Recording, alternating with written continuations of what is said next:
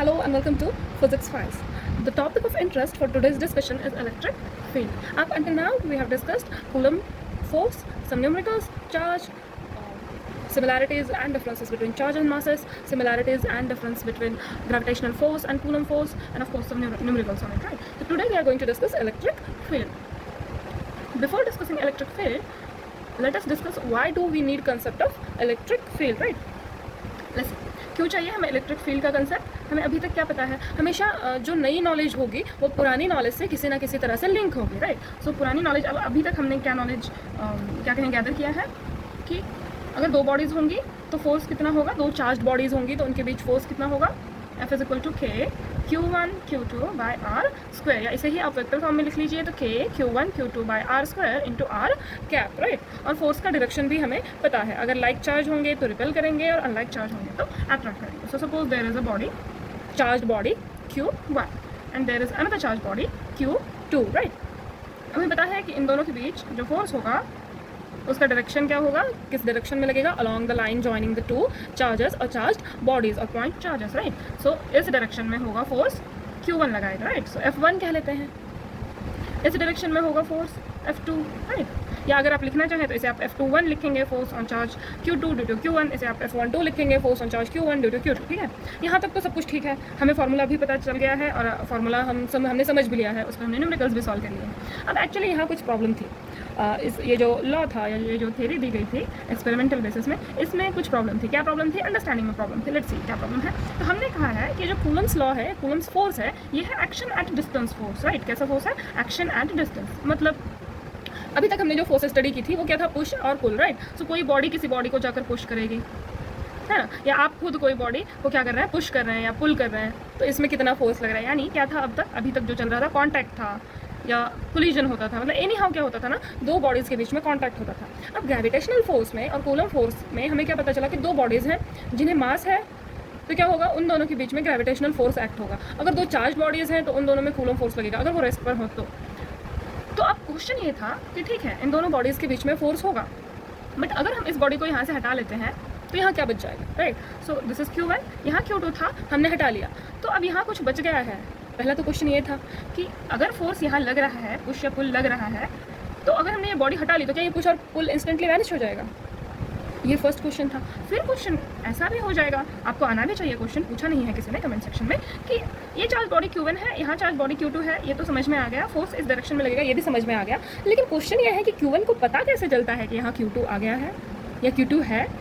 अगर हम किसी तरह से, अगर चलिए मानते हैं कि Q1 के पास, जैसे हमारे पास आंखें हैं, राइट, तो हम देख सकते हैं, तो Q1 के पास भी कुछ सेंस होगा जिससे वो क्या कर सकता है, चार्ज को सेंस कर सकता है, राइट, कि यहाँ पर चार्ज आ गया है.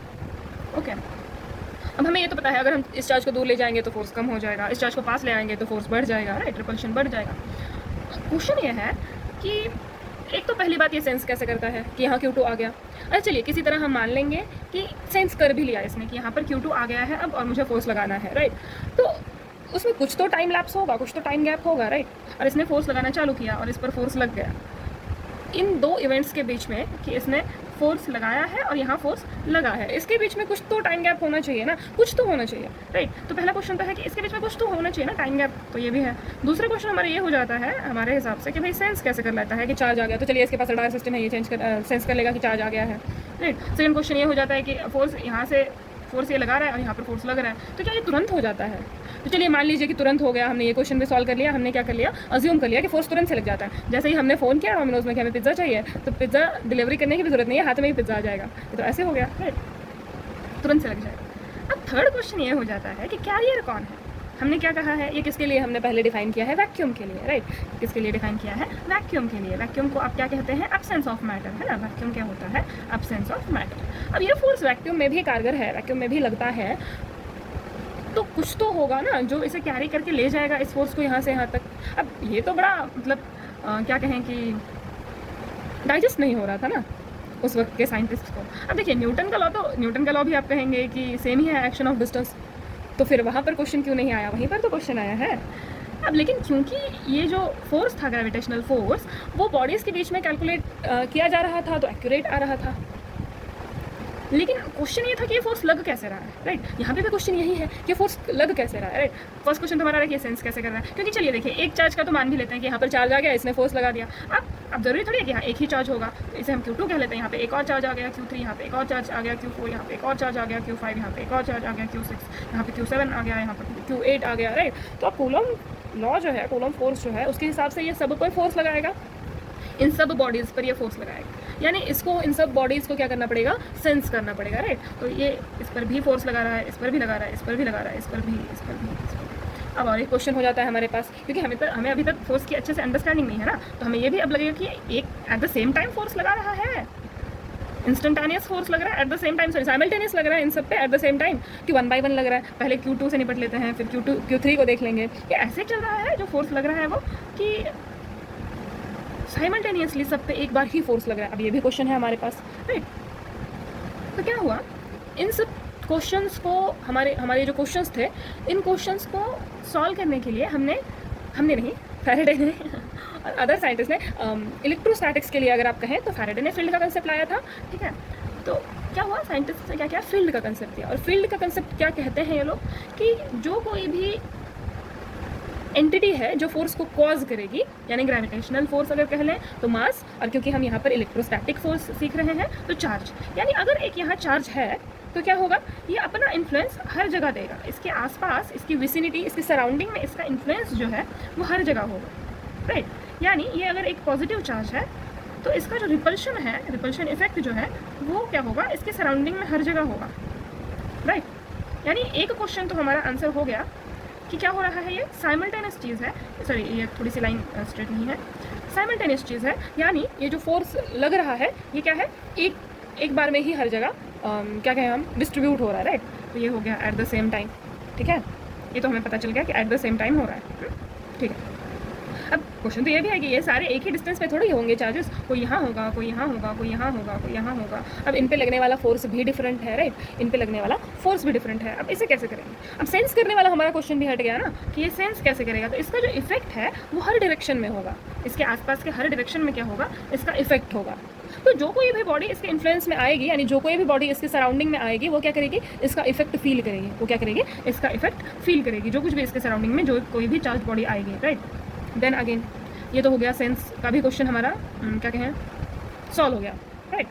अब है क्वेश्चन टाइम गैप का, राइट। टाइम गैप का मतलब हमें यहाँ का कोई टाइम गैप कैलकुलेट नहीं करना है, हमारा बस क्वेश्चन इतना सा था कि अगर ये चार्ज बॉडी, ये Q है और ये Q2 है, Q1 है, ये Q2 है, और ये इस पर जो फोर्स लगा रहा है, और ये Q1 है, ये Q2 है, इस पर ये अगर Q2 को हमने यहाँ ला लिया, तो अगर कूलम लॉ के हिसाब से देखा जाए तो इंस्टेंटेनियस लगेगा। यहाँ Q2 आया, फोर्स लग गया, इस Q2 का यहाँ ला लो, फोर्स लग गया, राइट। यानी कोई टाइम का मामला नहीं है यहाँ पर, टाइम को वेरिएबल नहीं माना गया है यहाँ पर, और टाइम के बारे में बात ही नहीं की गई है, फटाक से लग जाएगा, इंस्टेंटेनियस। फ़ोन करो पिज़्ज़ा हट में, डिलीवरी बॉय की भी ज़रूरत नहीं है, ओके।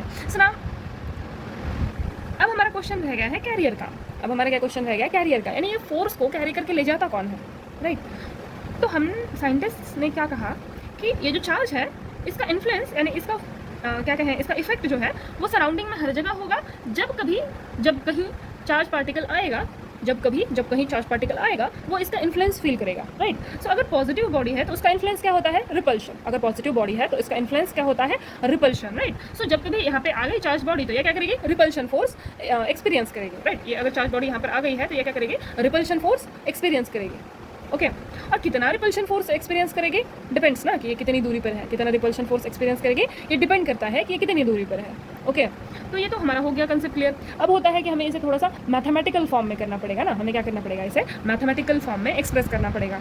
और हमने फील्ड तो ले लिया कि इलेक्ट्रिक फील्ड है क्या, अब हमें थोड़ा सा इसे क्या कहें, प्रॉपर लैंग्वेज में डिफाइन करना पड़ेगा, प्रॉपर इसका फॉर्मूला देना पड़ेगा, है ना, कि कितना इलेक्ट्रिक फील्ड लगता है, क्या होता है इलेक्ट्रिक फील्ड। लेकिन ये जो इन्फ्लुएंस होता है चार्ज का अराउंड इट्स विसिनिटी, मतलब इसकी विसिनिटी में, अराउंड इटसेल्फ, इसके एटमॉस्फेयर में, ये जो अपना इन्फ्लुएंस स्प्रेड करता है हर जगह, उसे क्या कहते हैं, इलेक्ट्रिक फील्ड कहते हैं। क्या कहें, रफली आपको समझने के लिए, राइट। देखिए इलेक्ट्रिक फील्ड का आया कंसेप्ट, सारे क्वेश्चन हमारे क्या हो गए, आंसर हो गए, सारे क्वेश्चन क्या हो गए, आंसर हो गए। कैसे आंसर हो गया, लेट्स सी।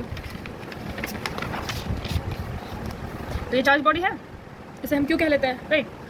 ये क्या कर रही है, ये फील्ड प्रोड्यूस कर रही है, ये क्या कर रही है, ये फील्ड प्रोड्यूस कर रही है हर डायरेक्शन में, फील्ड प्रोड्यूस कर रही है हर डायरेक्शन में।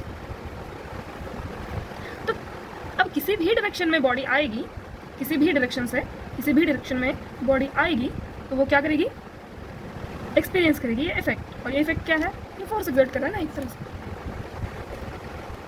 इफेक्ट क्या है, फोर्स है।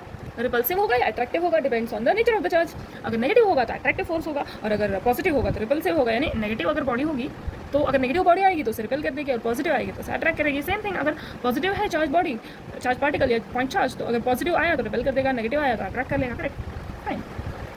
तो अब पहला तो सेंस वाला एक रडार है जो सेंस करेगा, नहीं ना। अब जहाँ कहीं भी फोर्स आएगा, इसने तो अपना इन्फ्लुएंस फैला दिया है भाई, जहाँ कहीं भी फोर्स आएगा वो क्या, सॉरी चार्ज आएगा वो क्या करेगा, फोर्स फील करेगा, यानी इसका इन्फ्लुएंस रिपल्शन या अट्रैक्शन फील करेगा। पहला क्वेश्चन सॉल्व, राइट। अब हम कह रहे हैं कैरियर क्या होता है, तो कैरियर यही है, ये फील्ड है। कैरियर क्या करता है, ये जो फोर्स लेकर जा रहा है वो कौन लेकर जा रहा है, ये फील्ड लेकर जा रहा है, राइट।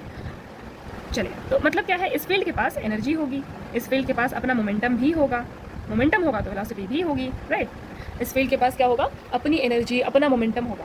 इसका मतलब क्या है, इसका मतलब ये जो पॉइंट है ये क्या है, सोर्स है। ये जो पॉइंट है ये क्या है, सोर्स है, जो कि इलेक्ट्रिक फील्ड प्रोड्यूस कर रहा है, इलेक्ट्रिक फील्ड को बर्थ दे रहा है, राइट। ये पॉइंट क्या है, सोर्स है, यानी इसे हम कहेंगे सोर्स चार्ज। ये पॉइंट सोर्स है जो इलेक्ट्रिक फील्ड तैयार कर रहा है, राइट। जैसे कोई एक पॉइंट होता है ना, जैसे गंगोत्री से गंगा निकलती है कहते हैं हम, राइट। सो अब गंगा का अपना एग्जिस्टेंस है, इस ग्लेशियर से ये गंगा बन गई, नदी बन गई, इस नदी का अपना एग्जिस्टेंस है। सेम थिंग है, इस चार्ज से ये इफेक्ट, ये इलेक्ट्रिक फील्ड क्रिएट हुआ है, अब इलेक्ट्रिक फील्ड का एक अपना एग्जिस्टेंस है, करेक्ट है। अब क्या है, इलेक्ट्रिक फील्ड का एक अपना एग्जिस्टेंस है, इसकी एक अपनी एनर्जी है, अपना मोमेंटम है, अपनी वेलोसिटी है। अब ये वेलोसिटी से कोई ट्रैवल करेगा तो क्या होगा, अब जब कभी भी चार्ज आएगा यहाँ पर, कैरियर कौन होगा, इलेक्ट्रिक फोर्स। मतलब ये जो फील्ड है, सॉरी इलेक्ट्रिक फोर्स का जो कैरियर है, फोर्स कैसे लगेगा, कैरियर कौन होगा, फील्ड होगा, राइट। इसका मतलब क्या है, ये फील्ड यहाँ पहले से ही होती है, ये फील्ड यहाँ पहले से ही होती है। इसका इफेक्ट हमें कब पता चलता है, जब कोई चार्ज बॉडी यहाँ पर आती है, जब कोई चार्ज बॉडी यहाँ पर आती है और वो उसे रिपेल या अट्रैक्ट करता है, तब जाके हमें पता चलता है कि हाँ भाई यहाँ कुछ है, यहाँ इलेक्ट्रिक फील्ड है। जैसे हवा होती ही है, लेकिन जब हवा बहती है तब हमें पता चलता है, हवा तो हमेशा आसपास होती है, right, air is always there.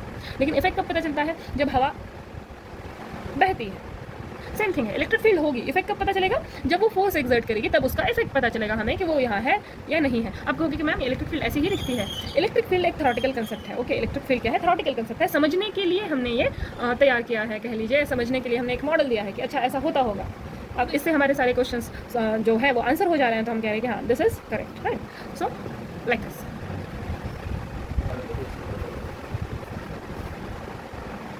चलिए, तो अब ये जो मॉडल है, जो कंसेप्ट है, ये भी एक्सप्लेन कर देता है कि कूलम फोर्स इंस्टेंटेनियस क्यों है। कूलम फोर्स इंस्टेंटेनियस क्यों है, मतलब कूलम फोर्स में हम टाइम की बात क्यों नहीं करते। कूलम फोर्स जैसे ही पार्टिकल आता है वैसे ही फोर्स लग जाता है, क्यों, क्योंकि यहाँ इलेक्ट्रिक फील्ड ऑलरेडी प्रेजेंट होता है। पार्टिकल यहाँ आया और उसने क्या किया, इफेक्ट फील किया, फोर्स फील किया, right. So it's instantaneous, okay. ये वाला क्वेश्चन भी आंसर हो गया। अच्छा, ये चीज़ ध्यान में रखनी है कि हम फिलहाल इलेक्ट्रोस्टैटिक फील्ड और इलेक्ट्रोस्टैटिक फोर्स के बारे में बात कर रहे हैं, ठीक है। जब इलेक्ट्रोडायनामिक आएगा, यानी चार्ज अगर मूव हो रहे होंगे, एक्सेलरेट हो रहे होंगे, तो सिनेरियो थोड़ा सा चेंज हो जाएगा, ओके ना।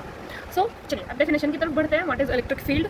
सिंपली फील्ड क्या होता है, तो कोई भी क्वांटिटी जब आप मेजर करेंगे अलग अलग पोजीशंस पे, तो आपको उसकी वैल्यू मिलेगी, राइट। कोई भी क्वांटिटी जिसकी 3D में उसके सराउंडिंग में हर जगह पर, हर पोजीशन पर उसकी वैल्यू डिफाइन कर रहे हैं आप, डिफाइन हो रही है, तो दैट इज फील्ड, ओके। या कोई भी क्वांटिटी जो डिस्ट्रीब्यूटेड है उसके स्पेस में कह लीजिए, उसके एटमॉस्फेयर में कह लीजिए, उसकी विसिनिटी में कह लीजिए, दैट इज फील्ड। तो व्हाट इज इलेक्ट्रिक फील्ड, क्या है electric field, it is force या coulomb force, electrostatic force. Electrostatic field की अगर बात करें, जनरली इलेक्ट्रिक फील्ड की अगर बात करें, तो force that a positive charge, unit positive charge कह लीजिए, that a unit positive charge या टेस्ट चार्ज हमेशा पॉजिटिव होता है। देखते हैं टेस्ट चार्ज क्या होता है। Force that a unit positive charge would experience if placed at a point p in space, at a point p in space। यानी ये एक सोर्स चार्ज है जो इलेक्ट्रिक फील्ड प्रोड्यूस कर रहा है, ये एक सोर्स चार्ज है जो इलेक्ट्रिक फील्ड प्रोड्यूस कर रहा है, राइट, लाइक दिस। अब ये हर डायरेक्शन में जाएंगे, ये जो लाइंस है ये हर डायरेक्शन में जाएंगे, इसे हम फील्ड लाइंस कहते हैं। अगले लेक्चर में इसका डिटेल डिस्कशन होगा। सुना क्या होगा, अब यहाँ जो कोई भी चार्ज आएगा वो फोर्स एक्सपीरियंस करेगा। तो अब क्योंकि हमें ये फील्ड स्टडी करनी है, इसे हम कह रहे हैं सोर्स चार्ज, इसे हम कह लेते हैं टेस्ट चार्ज, इसे हम कह लेते हैं टेस्ट चार्ज। ये क्या है, ये लैब रैट है जिस पर एक्सपेरिमेंट होंगे, राइट। सो ना अब क्या होगा, ये टेस्ट चार्ज, अगर इसका हम कहते हैं कि मैग्नीट्यूड जो है, यानी इस पर चार्ज अगर यूनिट पॉजिटिव चार्ज है, और टेस्ट चार्ज हमेशा पॉजिटिव होगा, ये इसे क्या कहेंगे हम, ये एक तरह का अजम्पशन है, राइट। सो हम हमेशा मान के चलते हैं कि और test charge is positive. So unit positive test charge जो फोर्स एक्सपीरियंस करेगा उसे हम क्या कहेंगे, इलेक्ट्रिक फील्ड। कोई भी यूनिट पॉजिटिव चार्ज जो फोर्स एक्सपीरियंस करेगा इलेक्ट्रिक फील्ड की विसिनिटी में, उसे हम क्या कहेंगे, इलेक्ट्रिक फील्ड। राइट ना। ये तो हो गया डिफाइन। अब देखिए, अब हम फोर्स को नया डेफिनेशन दे सकते हैं। अब हम फोर्स को नया डेफिनेशन दे सकते हैं, Q इंटू ई। राइट, क्या कह सकते हैं हम? Q इंटू ई ना। इन दोनों इक्वेशंस में फ़र्क क्या है? मैथमेटिकली देखा जाए तो कोई फ़र्क नहीं है, मैथमेटिकली देखा जाए तो कोई फ़र्क नहीं है, लेकिन अगर हम फिज़िक्स के कंसेप्चुअल बेसिस पर देखते हैं तो क्या कहता है कि फोर्स जो है वो किसकी वजह से लग रहा है? इलेक्ट्रिक फील्ड की वजह से लग रहा है। फोर्स जो लग रहा है वो किसकी वजह से लग रहा है? इलेक्ट्रिक फील्ड की वजह से लग रहा है। यानी फोर्स एक्सर्ट कौन करेगा? फोर्स एक्सर्ट करेगा field, not point charge. Force कौन एक्सर्ट करेगा? फील्ड, नॉट पॉइंट चार्ज और बॉडी। ओके, अभी तक हम क्या कह रहे थे कि जो बॉडी है वो डायरेक्टली फोर्स एक्सर्ट कर रही है, बट अब हम क्या कह रहे हैं, क्योंकि हमें बेटर अंडरस्टैंडिंग है, हम क्या कह रहे हैं कि जो फील्ड होती है वो क्या करती है? फोर्स एक्सर्ट करती है, नॉट की बॉडी इटसेल्फ। बॉडी क्या करती है? बॉडी फील्ड को प्रोड्यूस करती है। ओके ना, चलिए ये भी ठीक है। अब क्वेश्चन ये आ जाता है कि हमने कहा, देखिए हमने क्या कहा कि ये फोर्स है जो एक यूनिट पॉजिटिव चार्ज एक्सपीरियंस करेगा। राइट, इलेक्ट्रिक फील्ड क्या है? फोर्स है जो एक यूनिट पॉजिटिव चार्ज एक्सपीरियंस करेगा। तो यूनिट पॉजिटिव चार्ज अगर है तो इसका मैग्नीट्यूड हम 1 लिख सकते हैं। तो अब क्या हो गया? Electric field is equal to force. Electric field equal to force. तो हमें क्या ज़रूरत है फिर? हमें इलेक्ट्रिक फील्ड स्टडी करने की, इस कंसेप्ट को डिफाइन करने की, इस कंसेप्ट को लाने की ही ज़रूरत क्या है? तो देखिए, एक्चुअली इलेक्ट्रोस्टैटिक्स जब हम स्टडी करते हैं तो हमें फील्ड की इतनी ज़्यादा ज़रूरत नहीं है। हम हाँ बेटर अंडरस्टैंडिंग ले सकते हैं फील्ड कंसेप्ट यूज़ करके, लेकिन फील्ड की हमें इतनी ज़्यादा ज़रूरत नहीं है। ओके, बहुत अच्छे तरीके से यहाँ पर फोर्स से ही चीज़ें डिफाइन हो जाती हैं। लेकिन जब हम एक्सेलरेशन कंसिडर करेंगे, यानी जब एक चार्ज या दोनों चार्ज एक्सेलरेट हो रहे होंगे, तब क्या होगा? तब हमें फील्ड की ज़रूरत पड़ेगी, क्योंकि तब जो इन्फॉर्मेशन सेंड होती है, तब जो फोर्स लगता है, तो वो क्या होता है? वो एक तरह की इन्फॉर्मेशन है। तो ये जो इन्फॉर्मेशन ट्रैवल होगी, स्पीड ऑफ लाइट से ट्रैवल होगी। राइट, वहाँ पर क्या होगा? हमें वहाँ पर इलेक्ट्रिक फील्ड की ज़रूरत पड़ेगी, क्योंकि वहाँ पर क्या कहें, बॉडी एक्सेलरेट हो रही है। राइट, तो फील्ड कैसे लग रहा है, फोर्स कैसे रीच हो रहा है, that is why we need electric field there. Okay, चलिए कंसेप्ट ऑफ इलेक्ट्रिक फील्ड। अब कुछ चीज़ें देख लेते हैं इलेक्ट्रिक फील्ड के बारे में। हमने ये तो एस्टैब्लिश कर दिया, बता दिया कि इलेक्ट्रिक फील्ड जो है अपने आप में क्या है, वो इंडिविजुअल एग्जिस्टेंस रखती है। राइट, ये नहीं है कि इसे हम फोर्स से डिफाइन कर रहे हैं, फोर्स का कंसेप्ट यूज़ करके डिफाइन कर रहे हैं, लेकिन इलेक्ट्रिक फील्ड का अपना एग्जिस्टेंस है, उसकी अपनी एनर्जी है, अपनी मोमेंटम है। राइट ना, तो क्या कहता है इलेक्ट्रिक फील्ड? इलेक्ट्रिक फील्ड कहता है F अपॉन Q या Q नॉट। राइट, अगर आप टेस्ट चार्ज के बारे में बात कर रहे हैं तो Q नॉट। अगर हम टेस्ट चार्ज के बारे में बात करें, देखिए हमने कहा कि ये बॉडी इलेक्ट्रिक फील्ड, कोई भी अगर चार्ज बॉडी होती है या चार्ज पार्टिकल होता है, वो इलेक्ट्रिक फील्ड प्रोड्यूस करेगा। तो ये जो Q नॉट है, ये भी तो चार्ज पार्टिकल है, ये भी तो क्या है? एक चार्ज बॉडी है, पॉइंट चार्ज है, चार्ज पार्टिकल है, तो ये भी इलेक्ट्रिक फील्ड प्रोड्यूस करेगा। ये भी क्या करेगा? इलेक्ट्रिक फील्ड प्रोड्यूस करेगा, और वो इलेक्ट्रिक फील्ड जो है इस पर फोर्स लगाएगी। तो अगर इसका इलेक्ट्रिक फील्ड ज़्यादा हो गया इससे, अगर इसका इलेक्ट्रिक फील्ड EQ नॉट ज़्यादा हो गया EQ से, ये तो इसको डिस्प्लेस कर देगा, ज़्यादा हो गया, रिपल्शन ज़्यादा लगेगा, ये यहाँ से मूव हो जाएगा। राइट, ऐसा तो हमें चाहिए नहीं, हमें इलेक्ट्रिक फील्ड स्टडी करनी है। तो इसके लिए क्या करना पड़ेगा? ये जो Q नॉट है, इसका इफेक्ट छोटे से छोटा करना पड़ेगा, इसका जो इलेक्ट्रिक फील्ड है वो कम से कम करना पड़ेगा। ये कब कम होगा? Let's see. ये इलेक्ट्रिक फील्ड, ये फोर्स का हमें पता है। फोर्स का फॉर्मूला क्या होता है? Q test charge Q not and body source charge Q upon R square into R cap. Right ना, अपॉन Q नॉट। अब ये Q नॉट कैंसिल, तो इलेक्ट्रिक फील्ड क्या बच गया? Q by R square into R cap. Right, यानी हमें क्या पता चल रहा है कि electric field is proportional to the magnitude of charge या charge on the body producing it. मतलब जो सोर्स प्रोड्यूस कर रहा है इलेक्ट्रिक फील्ड, उस पर चार्ज जितना ज़्यादा होगा इलेक्ट्रिक फील्ड उतनी ज़्यादा होगी, चार्ज जितना कम होगा इलेक्ट्रिक फील्ड उतनी कम होगी। तो यानी अगर इस पर इलेक्ट्रिक फील्ड कम करना है तो क्या करना पड़ेगा? इसका जो चार्ज है उसे हमें बहुत छोटा करना पड़ेगा। तो बहुत छोटा क्या? Tends to zero. बहुत छोटा क्या? Tends to zero. तो हम इसे कैसे लिखते हैं? Limit Q tends to zero. हम Q पर एक लिमिट लगा रहे हैं। क्या लिमिट लगा रहे हैं कि Q क्या है? बहुत ही छोटा है, बहुत ही निग्लिजिबल है। Right, so limit Q tends to zero F by Q naught. Limit Q naught tends to zero, F by Q लिखेंगे तो Q tends to zero, F by Q naught लिखेंगे तो Q naught tends to zero. Right, ये भी एक definition है force की, ये भी एक फॉर्मूला है फोर्स का। राइट, चलो अब ये फॉर्मूला जो है, यहाँ से हमें क्या क्या पता चल रहा है? Electric field is directly proportional to the source charge that is producing it. Again second thing क्या पता चल रहा है? Electric field is proportional to R square, distance का स्क्वायर, यानी जितनी दूर होगी फील्ड का वैल्यू उतना कम होगा, यानी फील्ड का जो मैग्नीट्यूड है वो कम होगा, या इसे ही हम इंटेंसिटी कहेंगे। तो फील्ड का जो इंटेंसिटी है, इसे ही आप क्या कहेंगे? देखिए, इसे ही आप कहेंगे इलेक्ट्रिक इंटेंसिटी। तो इंटेंसिटी क्या होगा? कम होगा। इसे ही आप क्या लिख सकते हो? 1/4 pi epsilon naught Q by R square into R cap. यानी इलेक्ट्रिक फील्ड किस पर डिपेंड करेगा? एप्सिलॉन नॉट या एप्सिलॉन किस पर डिपेंड करेगा? एप्सिलॉन यानी परमिटिविटी किस पर डिपेंड करेगा? परमिटिविटी पर भी डिपेंड करेगा। हम 5 मिनट के अंदर देख लेंगे परमिटिविटी क्या होता है। इससे पहले थोड़ा सा इलेक्ट्रिक फील्ड का डिस्कशन खत्म कर लेते हैं। राइट, सुना इलेक्ट्रिक फील्ड के बारे में क्या क्या पता है? What is electric field? It is force that a unit positive charge would experience if placed at point P in a space around the source charge Q. Source charge Q के space में, उसके atmosphere में आप कहीं भी एक point P पर एक टेस्ट चार्ज रख दीजिए तो क्या होगा, वो जो यूनिट पॉजिटिव टेस्ट चार्ज है वो जितना फोर्स एक्सपीरियंस करेगा उसे हम कहेंगे इलेक्ट्रिक फील्ड। और ये जो इलेक्ट्रिक फील्ड है उसके लिए पहले तो डिफाइन करने के लिए जो सोर्स चार्ज है उसे हमें निग्लिजिबल कंसिडर करना पड़ेगा, मतलब वो कम से कम है, टेंड्स टू जीरो है। लेकिन ये जो क्यू नॉट है ये जीरो नहीं होगा, क्यू नॉट जो है वो जीरो नहीं होगा। क्यों जीरो नहीं होगा? अगर क्यू नॉट जीरो हो गया, ये वैल्यू जीरो हो गई तो इलेक्ट्रिक फील्ड नॉट डिफाइंड हो जाएगी ना, इलेक्ट्रिक फील्ड क्या होगी, डिफाइन नहीं कर पाएंगे हम, राइट। और एक चीज़ क्या है, ये जो हम लिखते हैं electric field is directly proportional to 1/r², यानी ये क्या करता है, डिस्टेंस जो है सोर्स चार्ज के बीच में और टेस्ट चार्ज के बीच में उसके स्क्वायर पे डिपेंड करता है। लेकिन यही अगर आप इलेक्ट्रिक फील्ड का जो डिस्टेंस है r टेंड्स टू जीरो कर देंगे तो ये नॉट डिफाइंड हो जाएगा। यानी ये चार्ज है यहाँ पर, अगर आप इलेक्ट्रिक फील्ड, अब यहाँ पर r इक्वल टू जीरो हो जाएगा ना, क्योंकि चार्ज के बीच में और इस पॉइंट के बीच में कोई सेपरेशन नहीं है। r इक्वल टू जीरो पर इलेक्ट्रिक फील्ड जो है वो नॉट डिफाइंड है, अनडिफाइंड है। यहाँ पर हम इलेक्ट्रिक फील्ड की जो वैल्यू है, इलेक्ट्रिक फील्ड का जो मैग्नीट्यूड है वो कैलकुलेट नहीं कर पाते हैं। ओके, चलिए अब समराइज कर लेते हैं इलेक्ट्रिक फील्ड के बारे में हमें क्या क्या पता है। First things first, what is electric field? It is force experience by unit charge.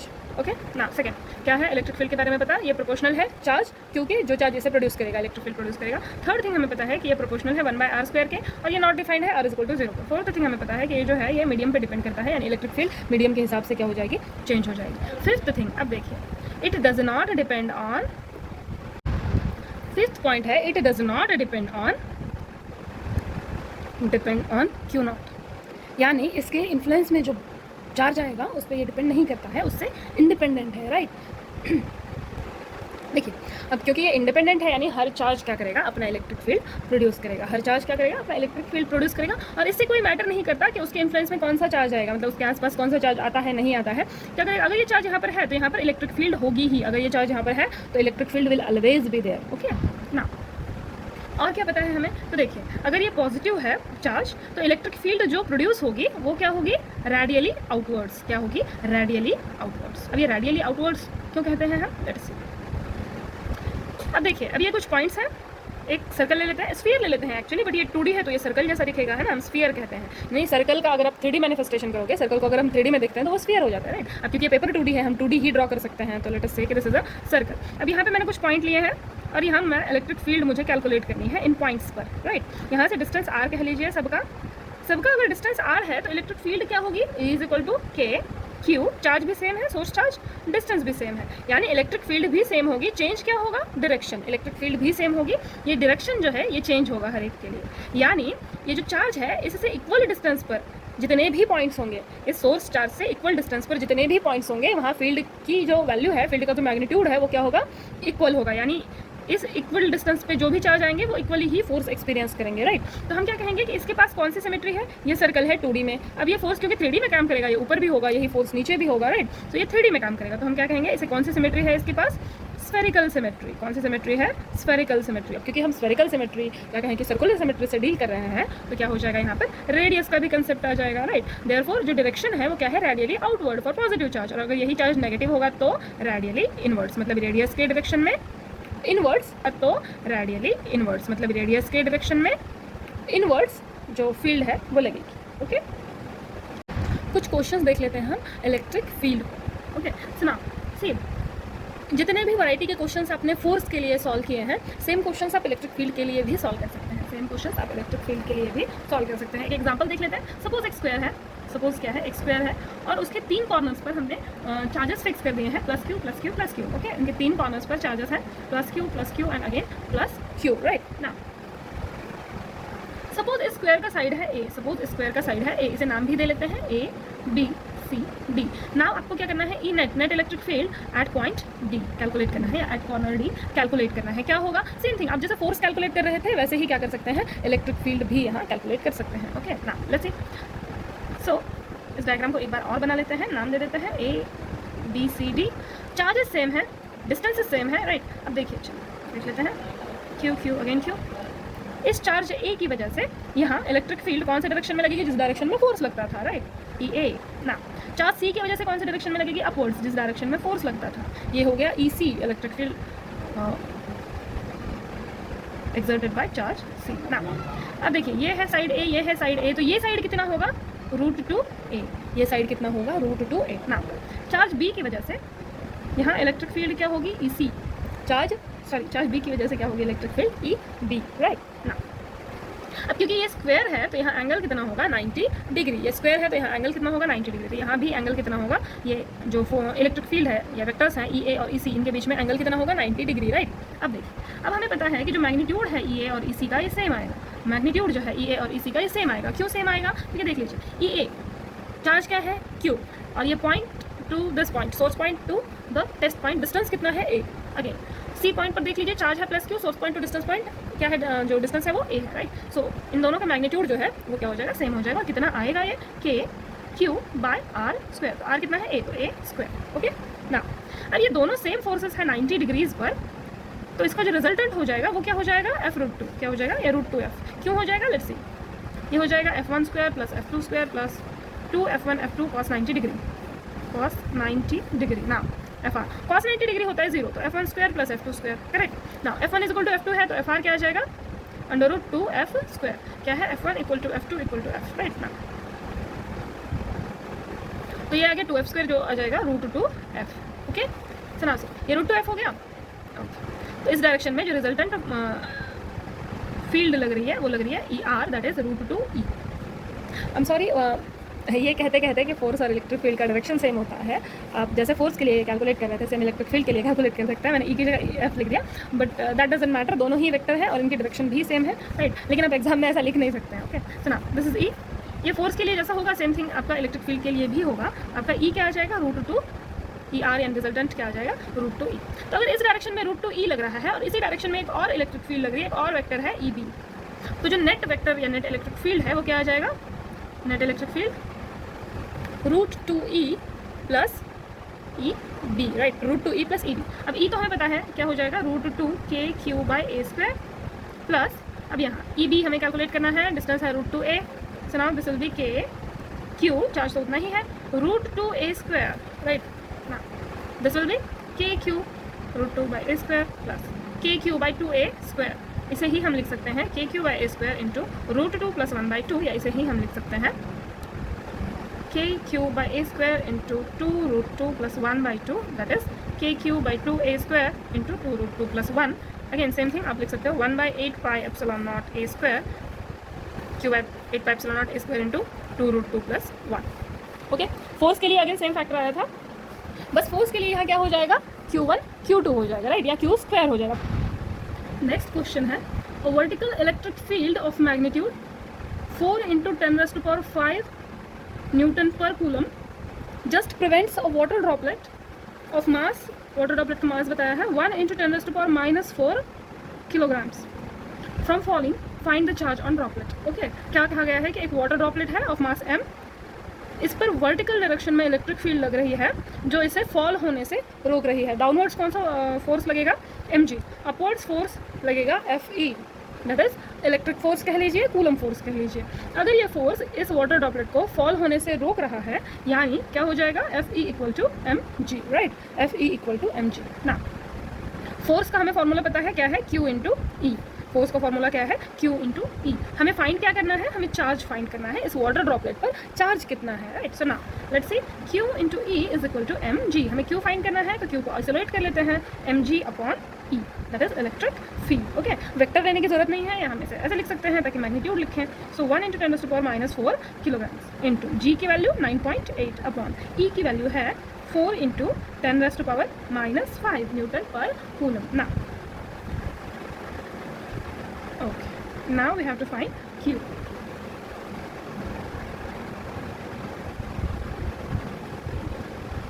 So Q की वैल्यू क्या आ जाएगी, देखिए 9.8 अपॉन 4 इंटू ये 10⁻⁻4 kgs और ये 10⁻+5 है, ये +5 जब ऊपर जाएगा तो ये हो जाएगा -5, that is 10⁻⁻4 into 10⁻�5, so this will B 10⁻⁻9 right ना।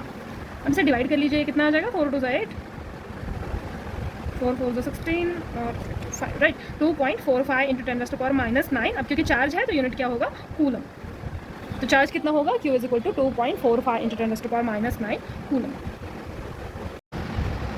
ओके, नेक्स्ट क्वेश्चन है, दो चार्जेस दिए हैं हमें, +10 microcoulomb and -10 microcoulomb, so this is +10 microcoulomb, this is -10 microcoulomb, these are separated apart by distance 10 centimetre, okay ना। एक at the middle mid point ले लीजिए इनका, एक परपेंडिकुलर बाइसेक्टर है, ये है हाइट 12 सेंटीमीटर।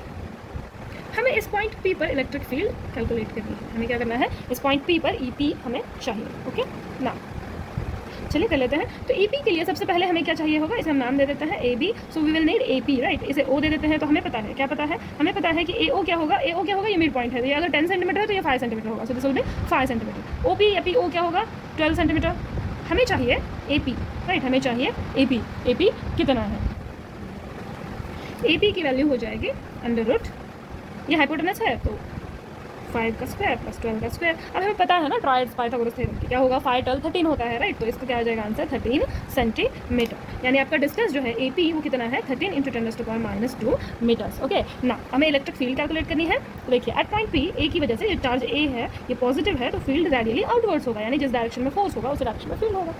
अब ये नेगेटिव है तो इसका जो फील्ड होगा ये रेडियली इनवर्ड्स होगा। ये आ गया EB, राइट। इस एंगल को आप कह दीजिए थीटा। अगर हम फोर्स रिजॉल्व करते हैं तो क्या हो जाएगा, इस डायरेक्शन के अलॉन्ग कंपोनेंट, इसका क्या करना है, हमें कंपोनेंट रिजॉल्व कर लेना है। तो इसका आ जाएगा इस डायरेक्शन में EA sin थीटा और इस डायरेक्शन में EA cos थीटा, राइट। इसका आ जाएगा डाउनवर्ड डायरेक्शन में EB sin थीटा और अगेन इस डायरेक्शन में लगेगा EB cos थीटा, राइट ना। तो देखिए EA sin थीटा अपवर्ड्स है, EB sin थीटा डाउनवर्ड्स है। क्योंकि चार्ज सेम है, डिस्टेंस सेम है, तो इलेक्ट्रिक फील्ड भी सेम होगी, तो ये एक दूसरे को कैंसिल आउट कर देगी। नेट इलेक्ट्रिक फील्ड क्या बचे, इस डायरेक्शन में क्या क्या है, EA cos थीटा और EB cos theta, right. So क्या करते हैं, हम इलेक्ट्रिक फील्ड फाइंड कर लेते हैं। E क्या आ जाएगा, EA cos theta plus EB cos theta. तो पहले हम cos थीटा फाइंड कर लें, देखते हैं। cos थीटा क्या आ जाएगा, बेस अपॉन, यहाँ कर लेते हैं, cos थीटा क्या आ जाएगा, बेस अपॉन हाइपोटेनस। बेस कितना है, 5 सेंटीमीटर, हाइपोटेनस कितना है, 13 सेंटीमीटर। सो 5/13 क्या आ जाएगा, AO अपॉन AP, राइट। सो 5/13। चलिए कैलकुलेट कर लेते हैं। EP क्या आ जाएगा, EA क्या है, KQ/R² into cos theta plus again KQ/R² into cos theta, right. So क्या हो जाएगा, ये 2 cos थीटा की वैल्यू पहले ही बाहर निकाल लेते हैं, 5/13 इंटू K की वैल्यू 9 × 10⁻9 इंटू चार्जेस क्या है, 10 माइक्रो कूलम। अब क्योंकि दोनों सेम थे तो हमने से 10 कर दिया, सॉरी 2 कर दिया, डिवाइड मल्टीप्लाई किया। R² R कितना है, 13 सेंटीमीटर। सो 13 × 10⁻² का स्क्वायर, ये कितना हो गया, देखते हैं। ये 9 × 10 into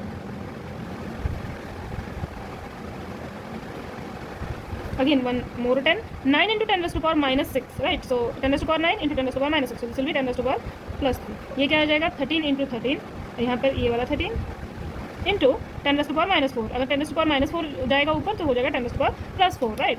so this will B 900/13 × 13 × 13 × 10⁻7, right. अब EP है तो ये होगा न्यूटन पर कूलम, राइट ना। क्या करना है, अब इसे कैलकुलेट कर लेना। ये आएगा अराउंड सी।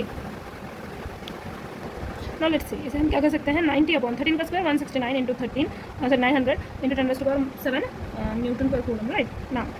सी ये 169 है, राइट। हमें अप्रॉक्स कैलकुलेट करना है, ठीक है। आप कर सकते हैं डिवीजन, मैं एक जनरल बता रही हूँ, अप्रॉक्स आप कैसे कैलकुलेट कर सकते हैं। सी अप्रॉक्स ये हो जाएगा 170 × 13, राइट। So cancel out. तो ये क्या बच गया, ये बच गया 90/17 इंटू 1/13 × 10⁻7। अब ये कर लीजिए 90/17 हो जाएगा, 17 5 85, right, 50। So 17 2 34, again 17 2 34 and then 16 remaining, 160, it will be around 5.29, again 70, so it will be like 4, something around 5.294, right, upon again 13 × 10⁻7. So it will be 4 13 4 the 52, 0, again 9 90, 13 7s are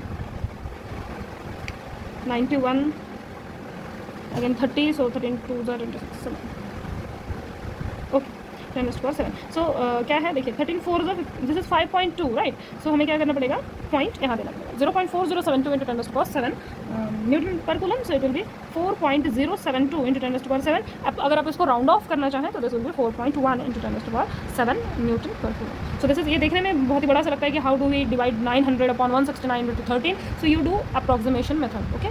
so 170 900/170 into this 13। Next question is, a charged particle of mass 1 gram is suspended through a silk thread of length 40 centimeter. एक charge particle है, मास है 1 ग्राम, suspend किया गया है इसे silk thread से, length है 40 centimetre. So mass is 1 gram length is 40 centimetre ना, ऐसे ही आप लिख लीजिए 0.4 मीटर ना।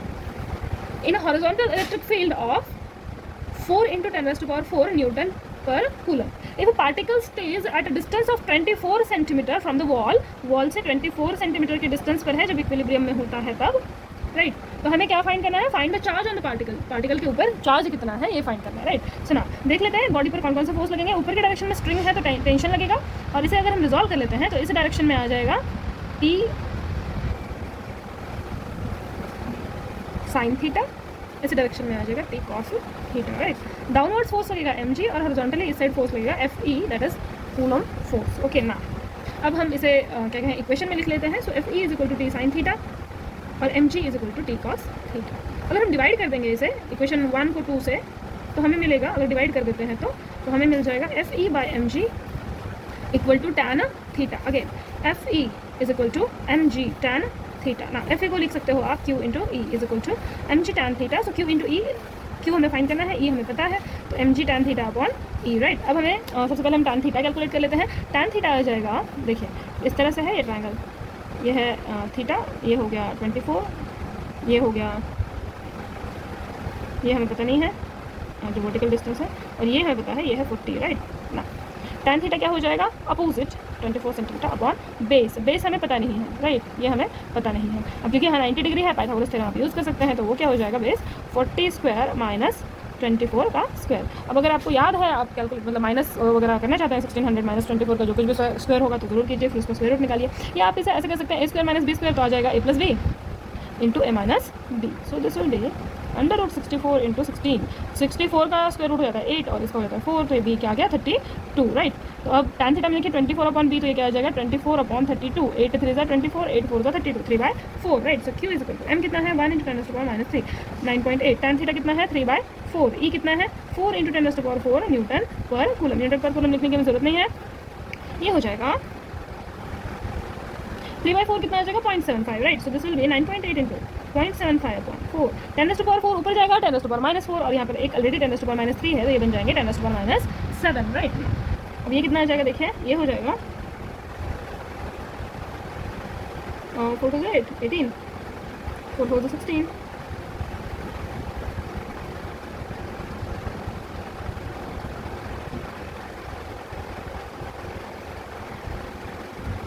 ये कितना हो जाएगा, या तो आप मल्टीप्लाई कर लीजिए, या आप इसे लिख सकते हैं 2.45 इंटू 3/4, राइट, 2.45 इंटू 3/4।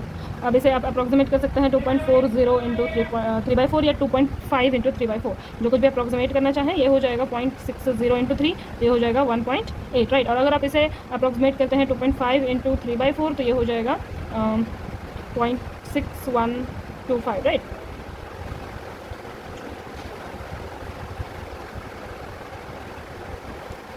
सो ये हो जाएगा 0.625 इंटू 3, तो ये हो जाएगा दिस विल बी 1.875। जो कुछ भी अप्रॉक्स करना चाहें आप दोनों में से कर सकते हैं, तो ये हो जाएगा लगभग 1.8 इंटू 10⁻⁻7 कूलम, ओके ना। नेक्स्ट क्वेश्चन,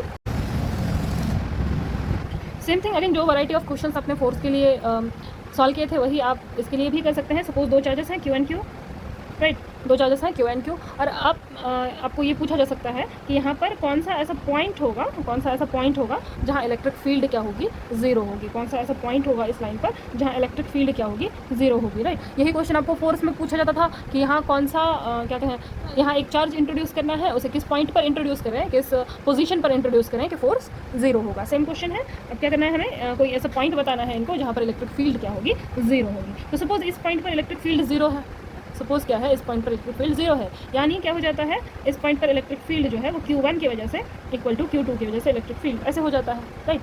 अगर इस पूरे सेपरेशन को हम R कहते हैं, इसे X कहते हैं, तो ये हो जाएगा R माइनस एक्स, राइट। ये क्या हो जाएगा, R माइनस एक्स। तो हम कर लेते हैं, अब ये आ जाएगा K Q1 अपॉन सेपरेशन का स्क्वायर, तो सेपरेशन हो जाएगा, अगर ये पॉइंट कुछ P पॉइंट है, सेपरेशन हो जाएगा ये x square equal to K Q2 by R minus x square. K cancel, अगर Q1 इक्वल टू Q2 है तो ये भी कैंसिल, बच गया 1/x square is equal to 1 upon R minus x square, implies 1/x is equal to 1/R minus x. तो R minus x is equal to x, क्या आ गया, R is equal to x 2x, right. So x is equal to R/2। Mid point पर क्या होगा, electric field जो है वो जीरो होगी। क्यों जीरो होगी, यहाँ पर इलेक्ट्रिक फील्ड जीरो नहीं है, नेट इलेक्ट्रिक फील्ड जो है वो मिड पॉइंट पर जीरो होगी। क्यों होगी, क्योंकि इसकी वजह से जो इलेक्ट्रिक फील्ड लग रही है और इसकी वजह से जो इलेक्ट्रिक फील्ड लग रही है, उन दोनों की डायरेक्शन जो है, इसकी वजह से डायरेक्शन ये होगा EQ1, इसकी वजह से डायरेक्शन ये होगा, क्योंकि दोनों मैग्नीट्यूड में सेम है तो कैंसिल आउट हो जाएंगी, राइट। सो आ जाएगा answer x is equal to R/2। Okay, यही क्वेश्चन आपको पूछा गया था कि इसी टाइप का क्वेश्चन था कि अगर चार्ज बॉडी को चार्ज के लिए पूछा गया था फोर्स में कि कोई बॉडी है जिस पर चार्ज Q है और उसे 2 बॉडीज़ में डिवाइड कर दिया गया है जिस पर कुछ चार्ज है, तो उसे किस रेशो में डिवाइड किया जाए कि फोर्स मैक्सिमम होगा। यहाँ डिस्टेंस के लिए है। लाइक दिस आप डिफरेंट क्वेश्चंस सॉल्व कर सकते हैं। आज के लिए यहाँ पर सेशन एंड होता है। नेक्स्ट लेक्चर में देखेंगे अगला पॉइंट। अगर आपको किसी तरह का कंसेप्चुअल प्रॉब्लम हो या इवन कोई भी प्रॉब्लम सॉल्व करने में आपको दिक्कत आ रही हो तो आप कमेंट सेक्शन में पूछ सकते हैं। उसका सोल्यूशन आपको मिल जाएगा, या अगर हिंट देने जैसा क्वेश्चन होगा तो हिंट दे दिया जाएगा। चलिए आज के लिए यहीं रुक जाता है, मिलते हैं अगले लेक्चर।